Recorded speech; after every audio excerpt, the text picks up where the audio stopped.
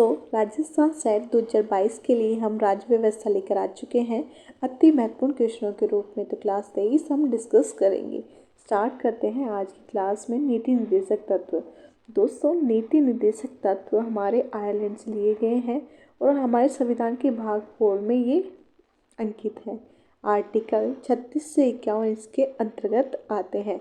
तो नीति निर्देशक तत्वों से हम क्वेश्चन बना लेते हैं। पहला तो ये कि नीति निर्देशक तत्व कहाँ से लिए गए हैं? आयरलैंड से।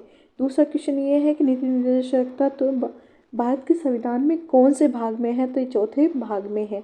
फिर तीसरा, इसमें आर्टिकल कितने हैं? तो 36 से 51 आर्टिकल है। 3 क्वेश्चन हो गए। अब देखो, हम हमारे नीति निर्देशक तत्वों में जो आर्टिकल्स हैं उनको पढ़ लेते हैं। अनुच्छेद 37 कहता है कि नीति निर्देशक तत्व न्यायालय द्वारा परिवर्तनीय नहीं है, यानी कि नीति निर्देशक तत्वों को न्यायालय द्वारा परिवर्तित नहीं किया जा सकता है। 38 की बात कर लेते हैं। अनुच्छेद 38 राज्य में सामाजिक व्यवस्था का निर्माण करेगा जिसमें सामाजिक, आर्थिक, राजनीतिक न्याय हो व किसी प्रकार के असमानता ना हो। दोस्तों, अनुच्छेद 38 राज्य से सामाजिक व्यवस्था का निर्माण करेगा जिसमें सामाजिक, आर्थिक, राजनीतिक न्याय हो व किसी प्रकार की असमानता ना हो। ये हमारा 38 कह रहा है। 39 क्या कह रहा है कि राज्य ग्राम पंचायतों की स्थापना कर सकता है। हमारे राजस्थान में काफ़ी ग्राम पंचायतें हैं, वो अनुच्छेद 40 के तहत है। 41वां कहता है कुछ दशाओं में काम, शिक्षा, लोक सहायता उपलब्ध करवा सकता है। ठीक है। 42वां कहता है कि कार्यस्थल पर न्याय संगत व मानवोचित दशाएं होनी चाहिए। नेक्स्ट है 43वां है निर्वाह योग्य मजदूरी, कुटीर उद्योग होंगे। अनुच्छेद 44 में है समान नागरिक संहिता होगी। अनुच्छेद 45 में है 6 वर्ष के बच्चों के लिए पोषण व आरंभिक शिक्षा की व्यवस्था होनी चाहिए। 46वां कहता है अनुसूचित जाति जनजाति के लिए आर्थिक सहायता व शिक्षा होनी चाहिए। 47 कहता है कि राज्य पोषाहार, जीवन स्तर, लोक स्वास्थ्य में सुधार करेगा, मादक पेय पर प्रतिबंध। ये हमारे नीति निर्देशक तत्वों में आए गए आर्टिकल्स और उनके तहत किए गए तत्वदान है। नेक्स्ट है 48 कहता है कृषि और पशुपालन में आधुनिक व वैज्ञानिक तकनीकों का उपयोग होएगा और गौवध निषेध है। 49वां कहता है राष्ट्रीय महत्व के स्मारकों, संस्थानों व वस्तुओं का संरक्षण करना होगा। 50 कहता है राज्य कार्यपालिका से न्यायपालिका का पृथक्करण होगा। 51 कहता है विश्व शांति और सुरक्षा की स्थापना करना। नोट दोस्तों, अभी नोट देख लेते हैं। देखो, यहाँ आर्टिकल से क्वेश्चन पूछे जाएंगे। नीति निर्देशक तत्वों में आर्टिकल कहाँ से कहाँ है? 36 से 51 है। तो पूछ लेगा भाई अनुच्छेद 42 क्या कहता है? ये बातें कहता है। अनुच्छेद 43 क्या कहता है? ये कहता है। नॉर्मली देखो, इतनी सारी चीज़ें रटने में तो नहीं आएगी, याद भी कम ही होएगी। तो हमें थोड़ा थोड़ा आइडिया होना चाहिए कि भैया इसमें क्या बात करिए, क्या बात करिए। नीति निर्देशक तत्वों में नीति को चलाने के लिए जो निर्देशन किया गया है ना, वही तत्व हो गए हैं। देखो, ग्राम पंचायतें बना लेगा, कुछ दिशाओं में काम, शिक्षा लगता है उपलब्ध करवा देगा, न्याय संगत बातें करेगा, मजदूरी दे दो, आचार संहिता, नागरिक संहिता दे दो, समान 6 वर्षों के बच्चों को खाना भी खिला दो, अनुसूचित जनता की आर्थिक सहायता भी कर दो, राष्ट्रीय पोषाहार, जीवन स्तर, लोक स्वास्थ्य, ये सब करो, मादक पेय पर प्रतिबंध लगा दो, कृषि और पशुपालन में आधुनिक तकनीकों का प्रयोग करो, स्मारकों, स्थानों, वस्तुओं का संरक्षण करो, राज्य कार्यपालिका में न्यायपालिका का पृथक्करण कर दिया, विश्व शांति और सुरक्षा की स्थापना करो। तो ये सब चीज़ें नॉर्मल है, तो इनको थोड़ा थोड़ा देखना होगा और हमें थोड़ा थोड़ा पता होना चाहिए। ऐसा नहीं है कि हम सब चीज़ें रट सकते, इतनी चीज़ें रटने में भी नहीं आती, हमें बस आइडिया होना चाहिए कि क्या है क्या नहीं है। देखो, नोट करके हम पढ़ लेते हैं। नोट में क्या है? ये तत्व देश के सामाजिक, आर्थिक, लोकतंत्र की व्याख्या करते हैं। देखो, हमारे नीति निर्देशक तत्वों में जो आर्टिकलों में जो चीज़ें बोली गई वो हमारे सामाजिक, आर्थिक और लोकतंत्र की व्याख्या कर रहे हैं। यह भारत शासन अधिनियम 1935 में उल्लेखित निर्देशों के समान है। इनका मुख्य उद्देश्य लोक कल्याणकारी राज्य की स्थापना करना है। इन तत्वों को लागू करना राज्य का कर्तव्य होगा। देखो, ये सब बातें आपको नोट में बिल्कुल समझ में कि तत्वों की सामाजिक, आर्थिक, लोकतंत्र की व्याख्या करता है। अधिनियम 1935 के तहत उल्लेखित है। इसके लोक कल्याणकारी राज्य की स्थापना कर रहा है, तत्वों को लागू कर रहा है, राज्य का कर्तव्य होगा। तो ये सब चीज़ें नॉर्मली देखो, कुछ नहीं बोला गया है इन आर्टिकल्स में, यही बोला गया है कि न्यायालय में परिवर्तन नहीं होगा, सामाजिक आर्थिक से सब समानता होगी, ग्राम पंचायत स्थापित कर सकता है, शिक्षा दो, न्याय, अच्छा न्याय करो, मजदूरी दे दो, समानता दे दो, मतलब नागरिकता समानता दे दो, बच्चों को खाना पाना खिलाओ, अनुसूचित को आर्थिक सहायता भी कर दो, शिक्षा भी दे दो, पोषाहार, जीवन स्तर सब में सुधार करो, स्वास्थ्य में सुधार करो, दारू वारू पे रोक लगाओ, सॉरी फॉर माय वर्ड, पर मादक पेय पदार्थों पर प्रतिबंध लगाओ, कृषि में आधुनिक तकनीकों का उपयोग करो, स्मारकों का, स्थानों का, इनका संरक्षण करो, कार्यपालिका और न्यायपालिका को दोनों का अलग अलग होना चाहिए, विश्व शांति और सुरक्षा की स्थापना करनी है। ये सब चीज़ें नॉर्मल है और ये नॉर्मल तरीके से बता दी भाई, ये हमें निर्देश किया गया, इन सबका पालन करेगा राज्य। अब आगे बढ़ते हैं।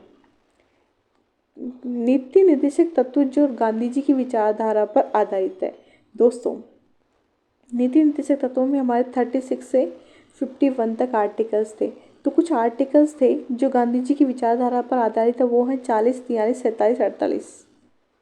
देखो, सारे 4 की लाइन वाले हैं, कोई भी 3 की लाइन वाला नहीं है, ना ही 5 की लाइन वाला है। तो 40, 43, 47, 48, 47, 48, 40, 43, 47, 48, 40, 43, 2-3 बार बोलोगे तो अपने आप याद हो जाए। गांधी जी ने 40, 43, 47, 48 विचारधारा पर नीति निर्देशक तत्वों को दे दिया। अब आगे बढ़ते हैं। समान कार्य के लिए समान वेतन होगा। इसका मतलब क्या है? आर्थिक अधिकार के लिए राजनीतिक मांग है, ठीक है। और ये कुछ नहीं है, ना विधिक मांग है, ना आर्थिक मांग है, ना आर्थिक मांग है, ये राजनीतिक मांग है। आर्थिक अधिकार के लिए समान कार्य के लिए समान वेतन। आगे बढ़ते हैं। नीति निर्देशक तत्व को ऐसा चेक बताया जिसका भुगतान बैंक की सुविधा पर निर्भर करता है। दोस्तों, अब नीति निर्देशक तत्व आए तो लोग अपने अपने वो देंगे ना, व्यूज़ देंगे कि भैया इसको क्या क्या समझते हैं, वो अपने अपने तरीके से उसको समझेंगे, अपने अपने तरीके से बताएंगे। तो नीति निर्देशक तत्वों को ऐसा चेक बताया है जिसने भुगतान बैंक की सुविधा पर निर्भर करता है। ये किसने कहा? केटी शाह ने। दोस्तों, इस क्वेश्चन को काफ़ी तरीक़ों से पूछा जा सकता है कि ऐसा चेक जिसका भुगतान बैंक की सुविधा पर निर्भर करता है, ये बात किसने कही? केटी शाह ने कह दी। केटी शाह ने क्या कहा? फिर 4 ऑप्शंस बनाएंगे, उसमें 4 बोलेंगे, 4 अलग अलग तरीके की बातें बोलेंगे, फिर उसमें से एक बात ये बता दो कि जिसका भुगतान बैंक की सुविधा पर निर्भर है, ये वाला टिक करना है। फिर आगे बढ़ते हैं। नीति निर्देशक तत्वों को संविधान की अनोखी विशेषता डॉक्टर भीमराव नीति निर्देशक तत्वों को संविधान की अनोखी विशेषता डॉक्टर भीमराव अम्बेडकर साहब ने कहा था। नीति निर्देशक तत्वों को संविधान की अनोखी विशेषता डॉक्टर भीमराव अम्बेडकर साहब ने कहा था। अनोखी विशेषता की संज्ञा किसने दी थी? हमारे भीमराव अम्बेडकर जी ने। नेक्स्ट बढ़ते हैं। नीति निर्देशक तत्व व मूल अधिकार एक दूसरे से पूरक है, यह किस वाद में कहा गया था? दोस्तों, ये वाद कौन सा था जिसमें ये कहा गया कि मूल अधिकार एक दूसरे के पूरक है और नीति निर्देशकों के साथ?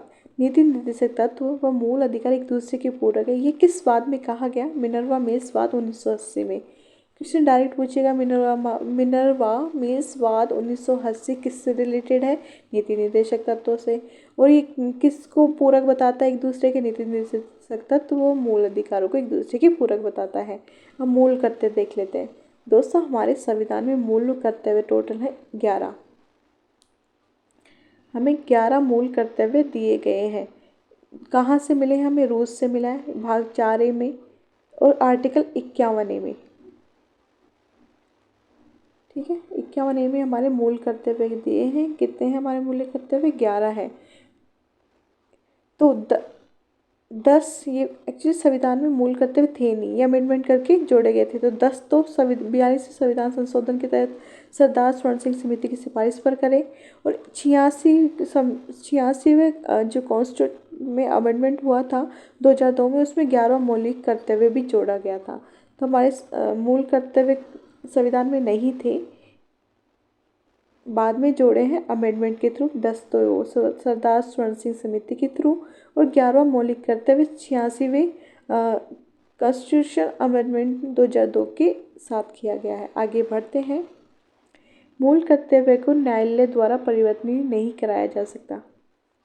ये बात तो हमने बोली थी कि भाई हमारे मौलिक नीति निर्देशक तत्व हैं उनको न्यायालय द्वारा परिवर्तित नहीं किया जा सकता। तो 51A में ही मौलिक जो हमारे नीति निर्देशक तत्व हैं 36 से 81 है, 51 सॉरी 36 से 51 है। तो उसमें 51A जोड़ लगा करके मूल कर्तव्य डाले गए हैं और उसमें वही बात है कि न्यायालय में परिवर्तन नहीं किया जाएगा। मूल कर्तव्य बाध्यकारी नहीं है, भाई मानो तो मानो, कोई जरूरी नहीं है, जबरदस्ती नहीं है, तो ये हमारे बाध्यकारी नहीं है। अब राज्यपाल पढ़ लेते हैं। राज्यपाल राज्यपाल राज्य का संवैधानिक प्रमुख होता है। अनुच्छेद 153, प्रत्येक राज्य का एक राज्यपाल होगा। ठीक है, ये हमारा 153 कह रहा है। 153 कह रहा है भैया हर राज्य में एक राज्यपाल होगा। जरूरी नहीं है एक राज्य का एक ही राज्यपाल हो, एक से अधिक राज्यों का एक राज्यपाल भी हो सकता है, 2 राज्यों का एक राज्यपाल हो सकता है। ये कब किया? 7वां संविधान संशोधन किया था 1956 में, तब। आगे बढ़ते हैं। अनुच्छेद 154 कहता है राज्य की समस्त कार्यपालिका शक्ति राज्यपाल में निहित होगी। फिर 155 कहता है राज्यपाल की नियुक्ति कौन करेगा? हमारा राष्ट्रपति, और वो भी किसकी अनुशंसा पर? केंद्र सरकार की अनुशंसा पर। आगे बढ़ते हैं। 156 कहता है कार्यकाल और पदमुक्ति के बारे में। राष्ट्रपति के प्रसाद पर्यंत राज्यपाल कार्य करेगा। सामान्यतः ये होएगा, सामान्यतः 5 वर्ष होता है। इसको मैं सही से लिख देती हूँ। सामान्यतः कार्यकाल 5 वर्ष का होता है। 5 साल तो कर ही लेता है राज्यपाल, अपने एक पद पे बना रह जाता है ना। और अगर उसको त्याग पत्र देना है तो किसको देगा? राष्ट्रपति को। अचानक पद मुक्त होने पर राज्य का हाई कोर्ट का जो मुख्य जज होगा ना, उसको कार्यकाली राज्यपाल बना देते हैं। आगे बढ़ते हैं। 157 कहता है योग्यताएं, भाई राज्यपाल के लिए क्या क्या योग्यता है। फिर 158 कहता है राज्यपाल पद के लिए ये शर्तें हैं। और 159 कहता है शपथ ले लो भाई। शपथ कौन दिलाएगा? उच्च न्यायालय का मुख्य न्यायाधीश। अगर वो अनुपस्थित है वहाँ तो वरिष्ठतम न्यायाधीश वहाँ पे शपथ दिला देगा उसको। आगे बढ़ते हैं। 161 कहता है अनुच्छेद समाधान, राज्यपाल के पास समाधान की शक्ति है। 167 कहता है राज्यपाल मुख्यमंत्री से प्रशासनिक गतिविधि की जानकारी मांग सकता है। मुख्यमंत्री को बोलेगा भैया तेरा क्या चल रहा है राज्य में, मुझे बता तो सही, तो अपनी जानकारी मांग सकता है। 174 कहता है कि विधानसभा का सत्र बुलाता है, सत्र का अवसान करता है, विधानसभा को भंग करता है, लेकिन सत्र को आहूत नहीं कर सकता, है ना। ये सब चीज़ें राज्यपाल कर सकता है। 175 कहता है कि विधानसभा में अभिभाषण करता है और संदेश भी भेजता है। 176 कहता है विधानमंडल के विशेष अभिभाषण दे सकता है। 200 कहता है राज्यपाल राष्ट्रपति के लिए विधायक को आरक्षित करता है। ये विधायक नहीं, यहाँ पे विधेयक है, विधेयक। ओके, ठीक है। तो राज्यपाल राष्ट्रपति के लिए विधेयक को आरक्षित करता है। 213 अध्यादेश कहता है अध्यादेश की अधिकतम अवधि 6 माह से 6 सप्ताह हो सकती है और सत्र शुरू होने के पश्चात अध्यादेश की अवधि 6 सप्ताह ही होगी। आगे बढ़ते हैं दोस्तों। राजस्थान के संबंध में राज्यपाल को जान लेते हैं। तो राज्यपाल हमारा नोट के थ्रू जानेंगे। राज्यपाल के संबंध में, राजस्थान के संबंध में 1 नवंबर 1956 को राजस्थान में राज्यपाल व्यवस्था का शुभारंभ हुआ। सबसे पहले राज्यपाल बने हमारे गुरुमुख निहाल सिंह। ये सर्वाधिक कार्यकाल रहा इनका। ठीक है, अब वर्तमान में राज्यपाल कौन? हमारे कलराज मिश्र जी। राजस्थान में पहली महिला राज्यपाल कौन थी? प्रतिभा देवी सिंह पाटिल। आगे बढ़ते हैं। देखो, राज्यपाल विधानसभा में कितने सदस्य मनोनीत कर सकता है? 1/6, 1/6 ही मनोनीत कर सकता है। आगे बढ़ते हैं। राज्यपाल को विधेयक पर वीटो शक्ति निम्न में से किस अनुच्छेद में है? 200।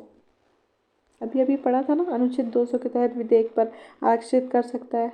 ठीक है, आगे बढ़ते हैं। राज्यपाल की राजस्थान के राज्यपाल जी ने प्रकाशित किया था, यहाँ प्रकाशित नहीं है, राजस्थान के राज्यपाल जिन्हें बर्खास्त किया गया था।